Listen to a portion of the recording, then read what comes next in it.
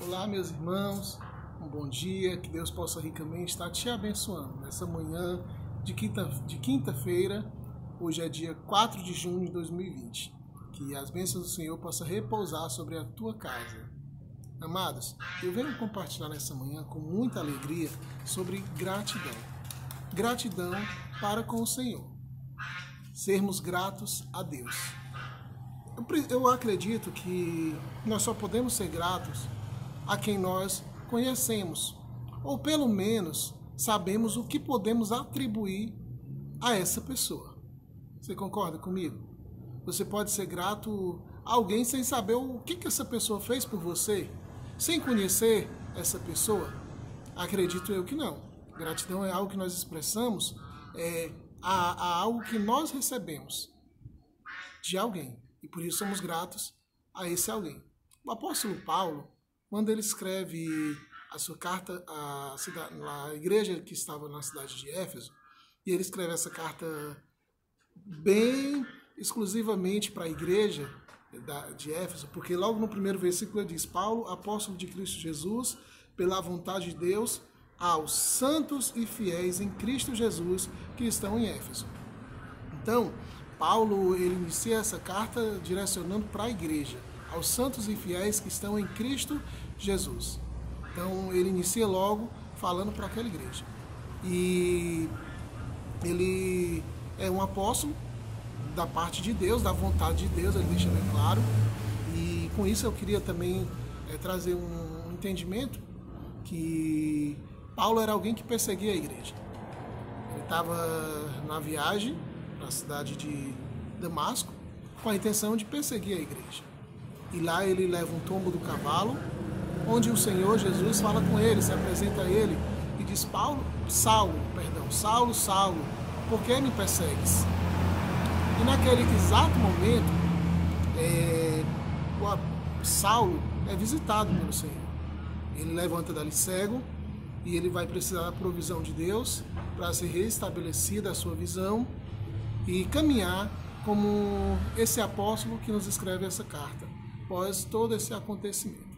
Paulo passa pela cidade de Éfeso na sua segunda viagem missionária, onde ali ele deixa Áquila e Priscila pregando a palavra do Senhor nessa cidade. E ele escreve após essa carta para a igreja que ela estava.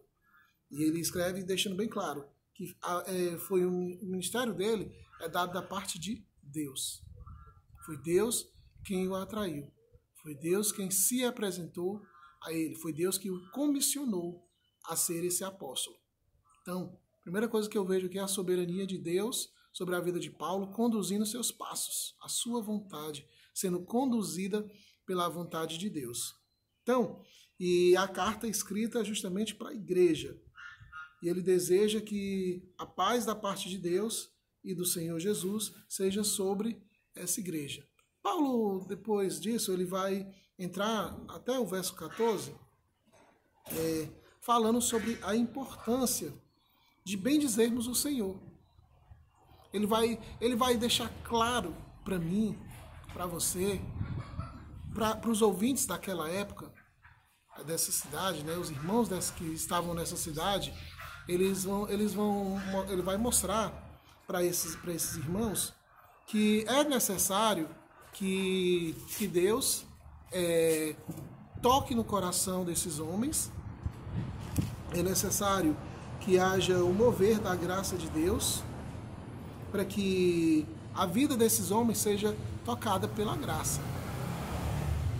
Então, o apóstolo Paulo teve essa visita, houve uma mudança, uma conversão nos seus passos, a sua vida foi convertida, houve uma mudança, aquele que ia perseguir agora está junto com aquele que ele estava indo a caminho para perseguir. E ali ele até passa por maus bocados, porque as pessoas tinham medo dele, porque ele era o perseguidor, ele era aquele que causava medo no coração dos discípulos. Eram talvez um dos mais ferozes, um dos que iam mais aprofundavam mais a busca desses discípulos. Então, mas houve uma mudança. E eu quero dizer, compartilhar com você, que para nós sermos gratos ao Senhor, é necessário que haja essa mudança primeiro no nosso interior. Não podemos, porque não podemos adorar a Deus sem que a graça de Deus toque a nossa vida primeiro. Porque Romanos, lá no capítulo 3, no verso 23, diz que nós estamos destituídos da glória de Deus. Estamos separados. Somos inimigos. Estamos longe de Deus. Não conhecemos a Deus. Fomos separados, lançados fora da sua presença. Então, como nós iríamos adorar se somos inimigos? É necessário que haja uma mudança primeiro no nosso coração. Para que haja essa mudança, nós precisamos ouvir a palavra de Deus. Nos foi necessário ouvir a palavra de Deus. Em Romanos também, agora eu não vou lembrar o endereço, mas sei que é em Romanos, diz que a fé vem pelo ouvir e o ouvir da palavra de Jesus. Então, mediante o ouvir da palavra, crer na palavra, receber o Senhor Jesus, nós somos salvos. Lá em João, capítulo 1, no verso 12, diz que quando nós recebemos o Senhor Jesus, nós recebemos o poder de nos tornar filhos de Deus, a saber os que creem no seu nome. Então, mediante a essa graça que nos é compartilhada, nós podemos nos tornar gratos ao Senhor. Nós nos tornamos gratos ao Senhor. Gratidão para com Deus vem por aquilo que Ele fez para conosco.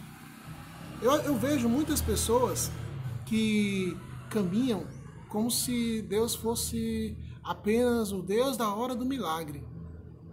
Muitas pessoas buscando a Deus sem o conhecimento de quem Ele é, sem o relacionamento para com Ele. E por isso essas pessoas, elas assim, procuram esse Deus mágico, esse Deus do momento, e não o Deus relacional, o Deus que nos chama como família. Então essas pessoas, a gratidão delas para com Deus é por algo que elas nem sabem que realmente foi Deus que agiu ali na vida delas. Muitas vezes, um tropeço, porque há coisas que parecem boas aos olhos dos homens, mas no final traz a morte. Mas no começo é bom. No começo é bom, era uma cilada, uma armadilha.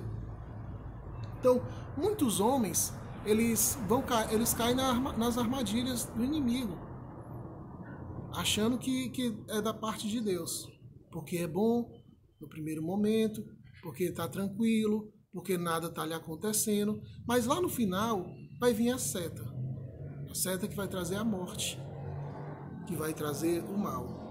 Então é necessário que a primeira coisa que nós venhamos a aprender para sermos gratos ao Senhor é quem é Deus. O que nós recebemos em Cristo Jesus. O que nós temos recebido na pessoa de Jesus. Muitos crentes não sabem. Muitos crentes continuam separados de Deus, sem conhecer a Deus, procurando apenas um milagre. Amados, o Deus do milagre é maravilhoso. É melhor do que o milagre em si. Ele é um Deus relacional, que nos chama para se relacionar com Ele, para sermos sua família.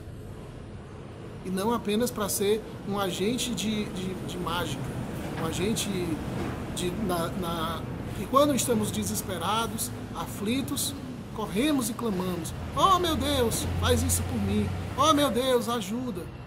E não, o nosso Deus, Ele nos chama para se relacionar conosco. E é por isso que Paulo, eu acredito, que ele vai ter esses 14 versículos, 11 versículos, que ele vai estar falando sobre a nossa dependência de Cristo e a ação de Cristo sobre as nossas vidas.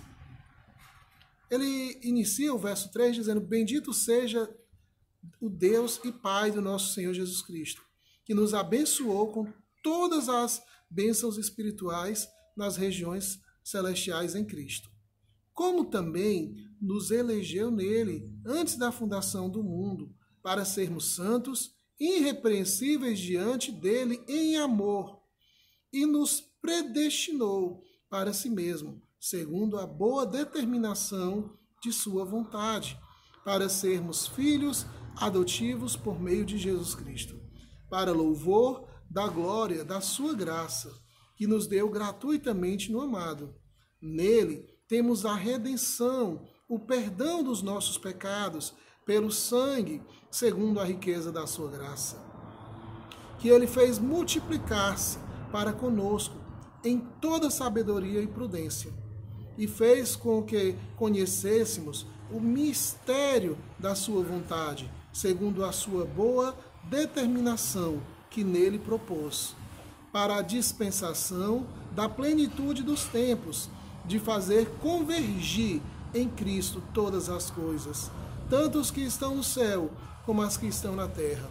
Nele também fomos feitos herança, predestinados, conforme o propósito daquele que faz todas as coisas, segundo o desígnio da sua vontade, a fim de sermos para o louvor da sua glória. Nós, que antes havíamos esperado em Cristo, nele também vós, tendo ouvido a palavra da verdade, o evangelho da vossa salvação, e nele também crido, foste selado com o Espírito Santo da promessa, que é a garantia da nossa herança para a redenção da propriedade de Deus, para o louvor da sua glória.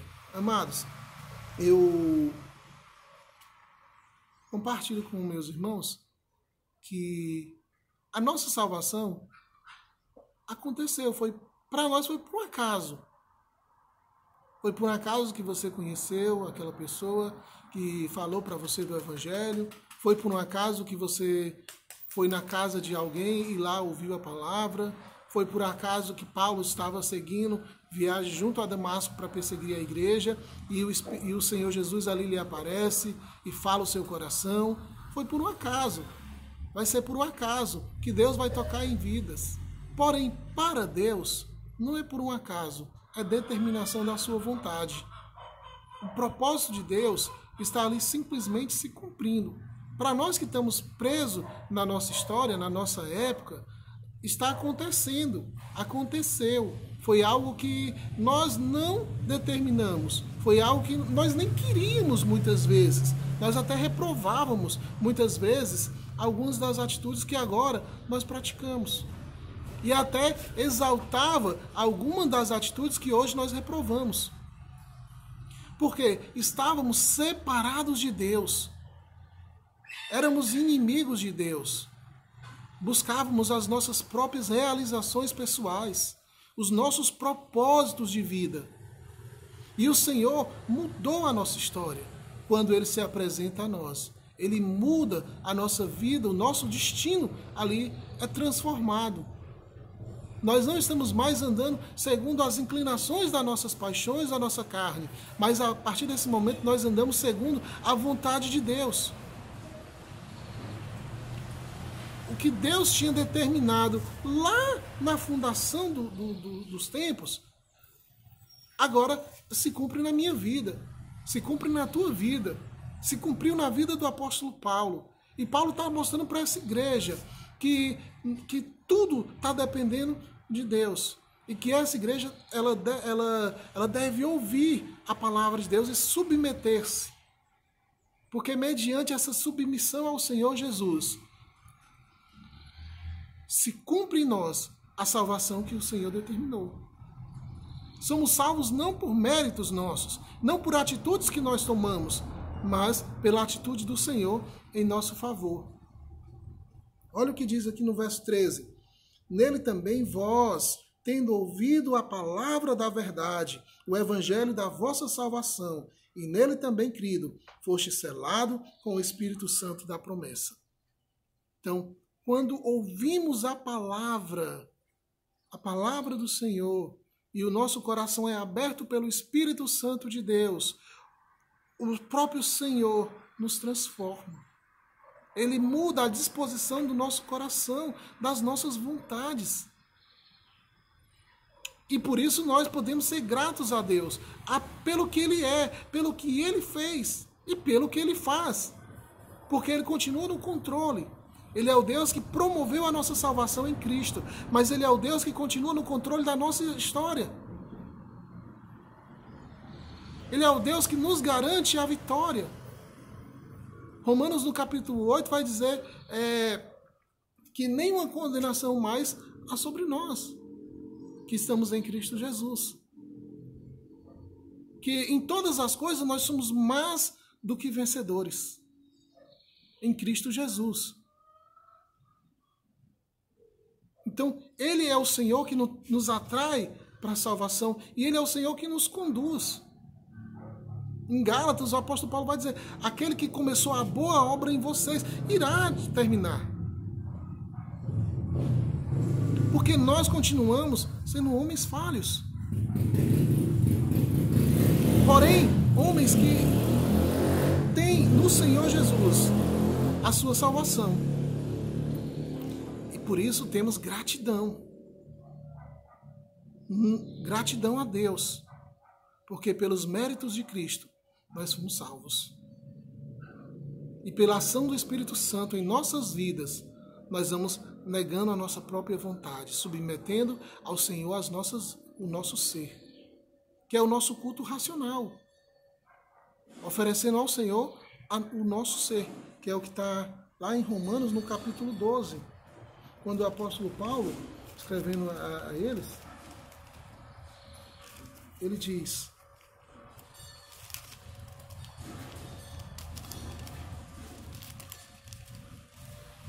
portanto, irmãos, exorto-vos pela compaixão de Deus, que apresenteis o vosso corpo como sacrifício vivo, santo e agradável a Deus, que é o vosso culto racional.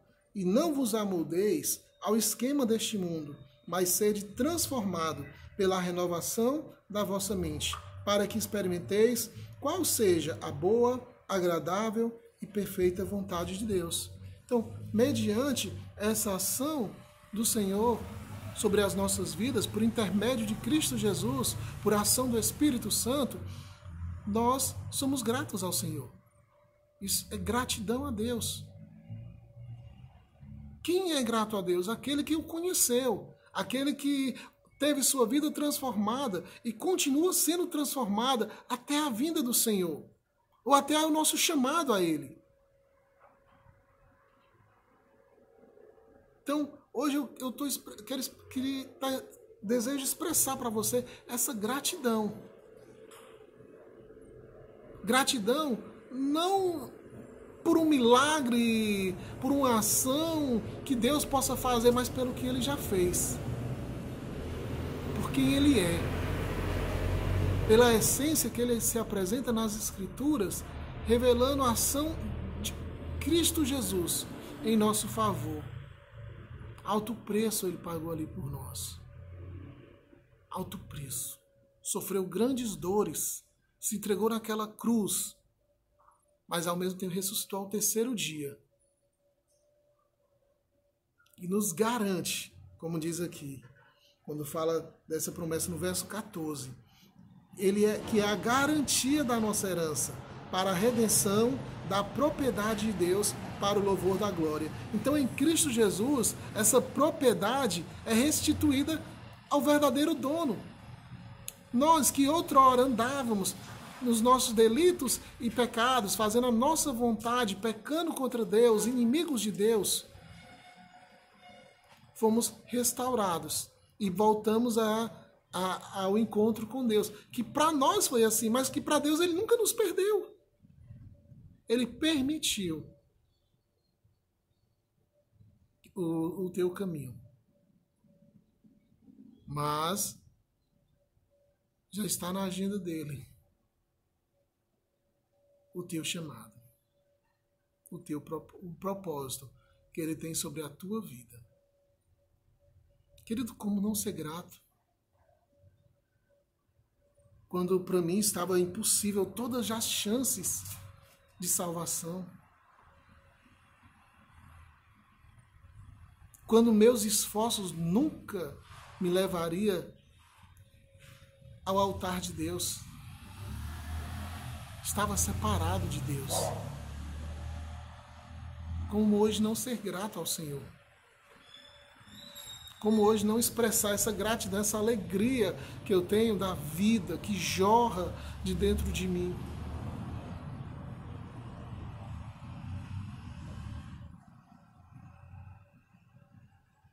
Passo a passo, de fé em fé, o justo vai vivendo pela fé, de fé em fé, buscando o Senhor, se alegrando no Senhor, desejando fazer a vontade do Senhor. E vai fluindo essa ação espiritual sobre as nossas vidas.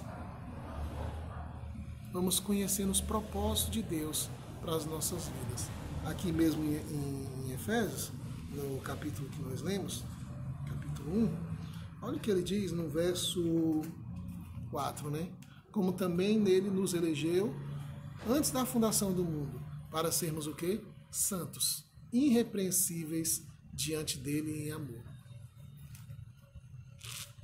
Ele nos chama para a santidade, para desfrutar da bondade, da graça dele sobre as nossas vidas. Queridos, que ricamente Deus possa estar te abençoando e falando no teu coração a respeito dessa verdade. E te dando a alegria, a verdadeira alegria. Não a alegria passageira, porque não é passageira. A alegria do Senhor é constante, até nas dores. O Senhor nos conforta, consola o nosso coração e nos dá um novo vigor. Mas aqueles que não conhecem precisam constantemente de algo novo. O nosso novo aconteceu e se renova a cada manhã. E a cada manhã nós desfrutamos mais e mais da bênção maravilhosa de Deus na nossa vida. Que Jesus te abençoe, querido. Que Ele fale o teu coração. Essa é a oração que eu faço nessa manhã. Que Ele fale o teu coração, que Ele te encha de sonhos, de esperanças do alto. Você venha andar junto comigo, sendo um embaixador de Cristo. Aquele que está aqui com o propósito, para a glória de Deus. Que Deus ricamente te abençoe. Amém.